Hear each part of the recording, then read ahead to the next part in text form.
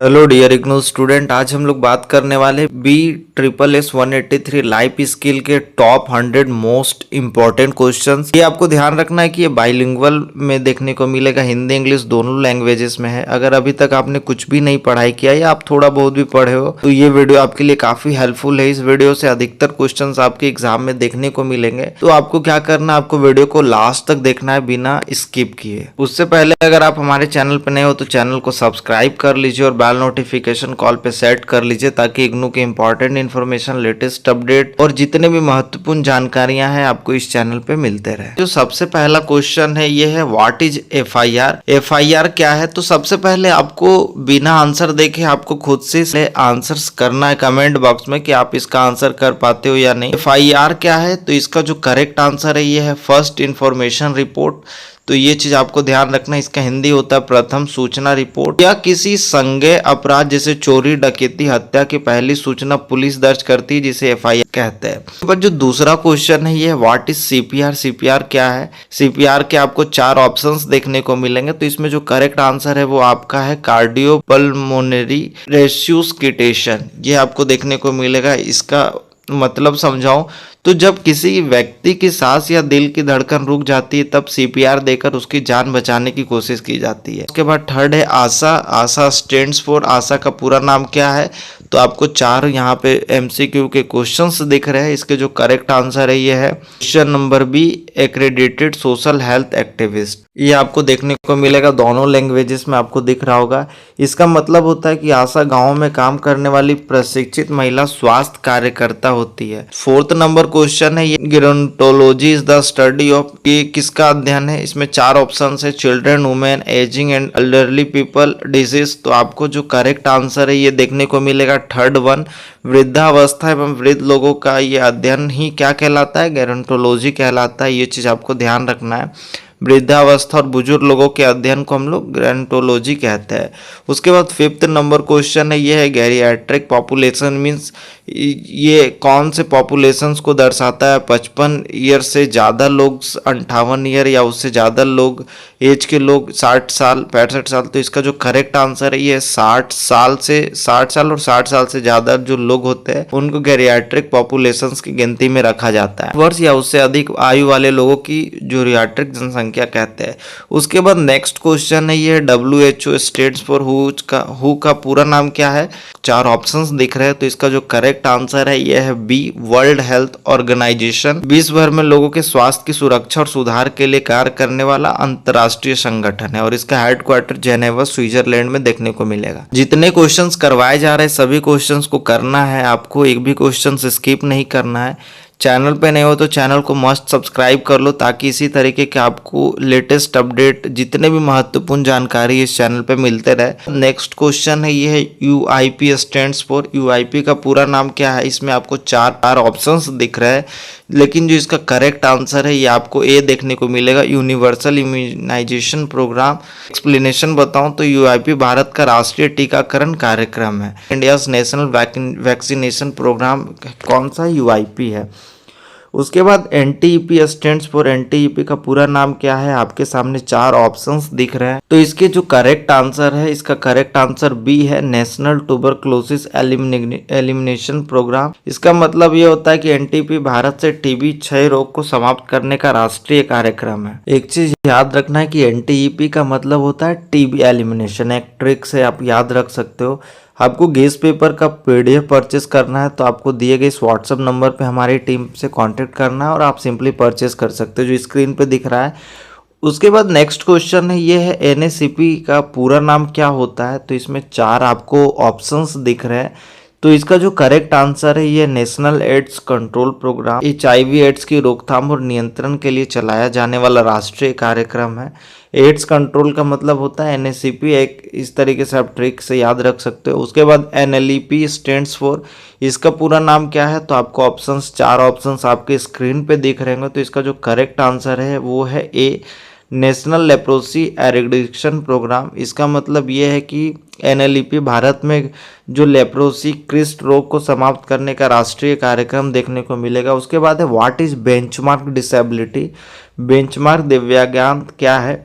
तो इसमें 30% डिसेबिलिटी होता है, 35, 40% और मोर डिसेबिलिटी या 50%। तो इसका जो करेक्ट आंसर है ये 40% और मोर डिसेबिलिटी, मतलब 40% या उससे अधिक दिव्यांगता को ही क्या कहते हैं, सही बेंचमार्क डिसेबिलिटी कहते हैं। ये RPWD एक्ट 2016 के अनुसार 40% या उससे अधिक दिव्यांगता वाले व्यक्ति को बेंचमार्क डिसेबिलिटी कहा जाता है और उसे सरकारी सुविधाएं मिलती है।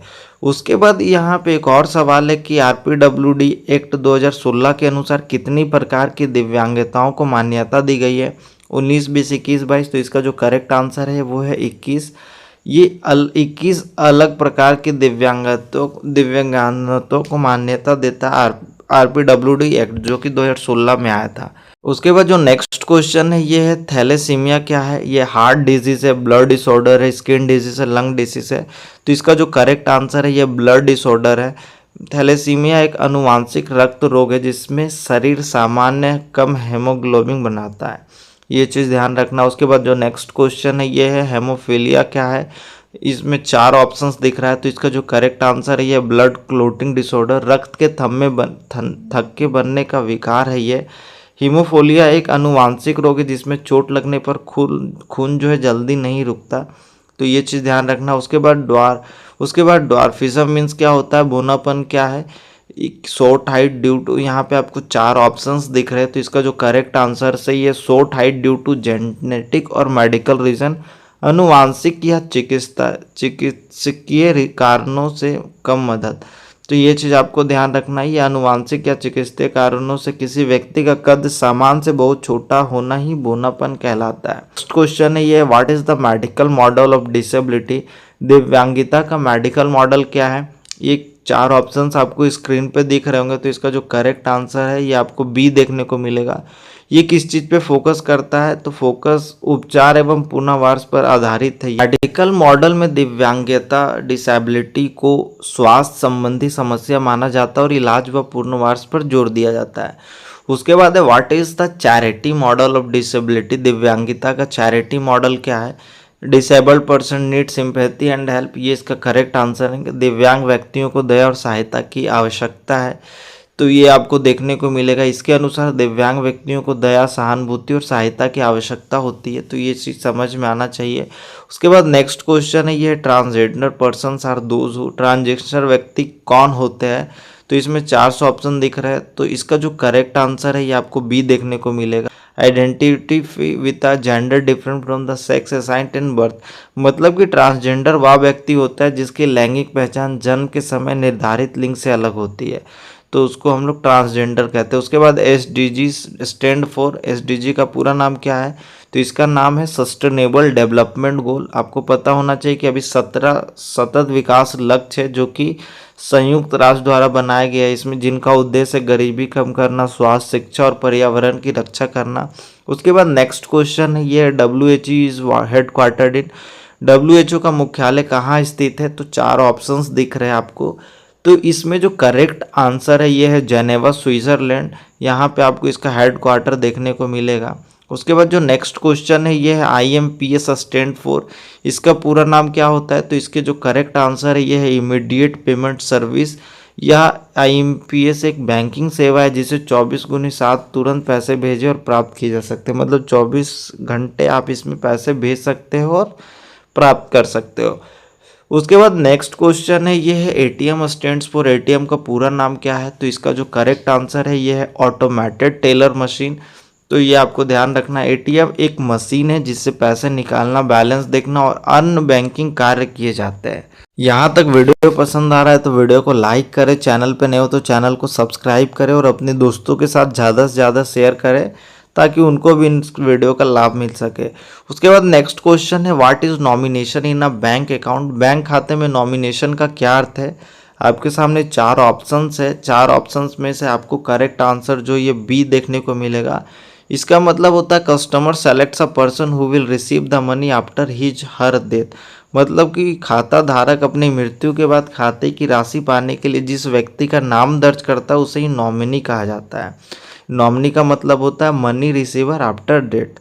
उसके बाद नेक्स्ट क्वेश्चन है ये PMJDY स्टैंड फॉर, इसका पूरा नाम क्या है, तो इसका पूरा नाम आपको देखने को मिलेगा प्रधानमंत्री जनधन योजना।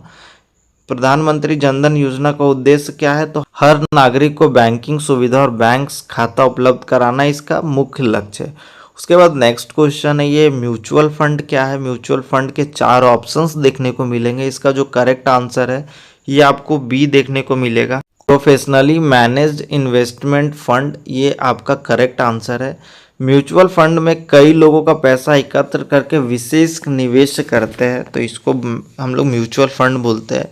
उसके बाद नेक्स्ट क्वेश्चन है कि which investment has the highest risk. निम्नलिखित में सबसे अधिक जोखिम किस में होता है। Saving account, public provident fund, stocks, fixed deposit. तो जो सबसे ज़्यादा जोखिम होता है वो आपको स्टॉक्स में देखने को मिलेगा। इक्विटी मार्केट ये काफ़ी जोखिम होता है। शेयर बाजार में लाभ भी अधिक हो सकता है और नुकसान भी, इसीलिए इसमें सबसे अधिक जोखिम होता है। मतलब हाई रिस्क और हाई रिटर्न ऐसे आप मान सकते हो। उसके बाद नेक्स्ट क्वेश्चन है ये है आरटीजीएस स्टैंड फॉर, इसका पूरा नाम क्या है। Real time growth settlement rapid transfer guarantee system. आपको 4 ऑप्शन दिख रहे हैं, तो इसका जो करेक्ट आंसर है ये है रियल टाइम ग्रोथ सेटलमेंट। ये आपको करेक्ट आंसर देखने को मिलेगा। इसका प्रयोग हम लोग बड़ी राशि तुरंत एक बैंक से दूसरे बैंक में भेजने के लिए किया जाता है। आरटीजीएस का एक इजी ट्रिक है कि लार्ज अमाउंट ट्रांसफ़र को ही हम लोग क्या कहते हैं, आरटीजीएस कहते हैं। उसके बाद एनईएफटी का पूरा नाम क्या है, तो इसका जो करेक्ट आंसर है यह है नेशनल इलेक्ट्रॉनिक फंड ट्रांसफ़र। ये एक इलेक्ट्रॉनिक बैंकिंग सेवा है जिससे एक बैंक खाते से दूसरे बैंक खाते में पैसे भेजे जाते हैं।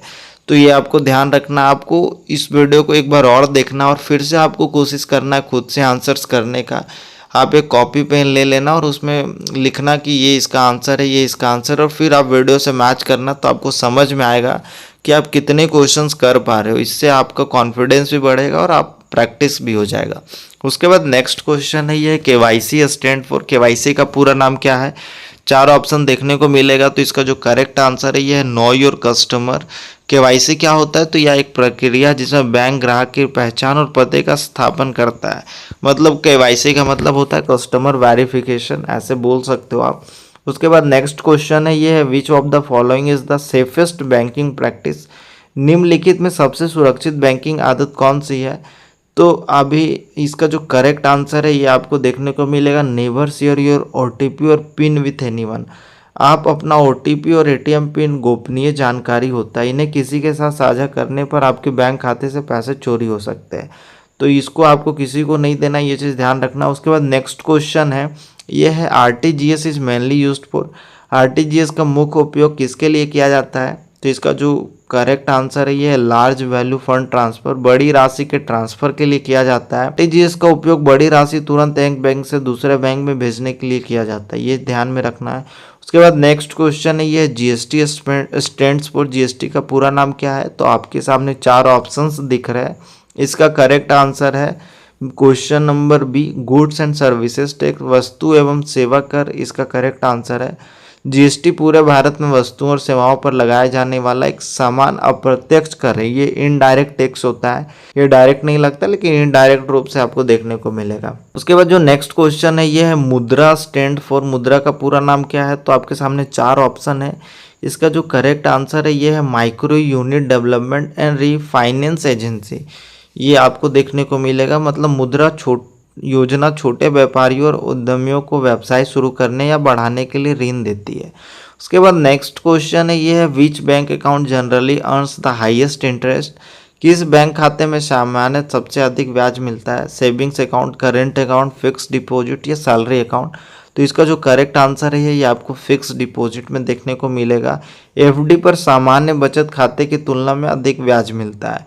उसके बाद नेक्स्ट क्वेश्चन है ये है पासबुक क्या है। पासबुक के आपको 4 ऑप्शंस देखने को मिलेंगे, तो इसका जो करेक्ट आंसर है ये है B are record of all banks transaction. Bank में जितनी भी लेन देन हुई है उस चीज़ का रिकॉर्ड है, वही पासबुक कहलाता है। बैंक पासबुक में बैंक खाते के सभी जमा, निकासी और लेन देन का विवरण होता है। उसके बाद जो नेक्स्ट क्वेश्चन है ये है which investment is considered the safest. निम्न में सबसे सुरक्षित निवेश कौन सा होता है।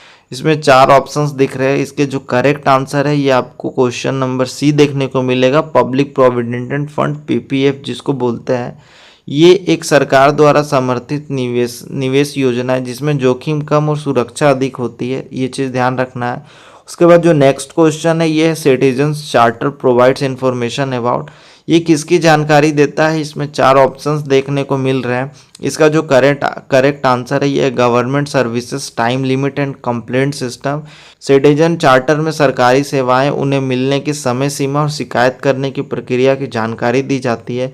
उसके बाद नेक्स्ट क्वेश्चन है ये PMJJY स्टैंड फॉर, इसका पूरा नाम क्या है। तो आपको 4 ऑप्शंस दिख रहे होंगे। इसका करेक्ट आंसर है प्रधानमंत्री जीवन ज्योति बीमा योजना। इसका मतलब ये है कि ये कम प्रीमियम में उपलब्ध सरकारी जीवन बीमा योजना है, तो ये आपको ध्यान में रखना है। उसके बाद नेक्स्ट क्वेश्चन है ये है NBFC स्टैंड फॉर, इसका पूरा नाम क्या है। तो 4 ऑप्शंस दिख रहे हैं। इसका जो आंसर है ये ऑप्शन नंबर बी है, non banking financial company. NBFC ऐसी वित्तीय संस्था है जो ऋण और निवेश जैसी सेवाएं देती है, लेकिन ये बैंक नहीं होती, ये ध्यान रखना है।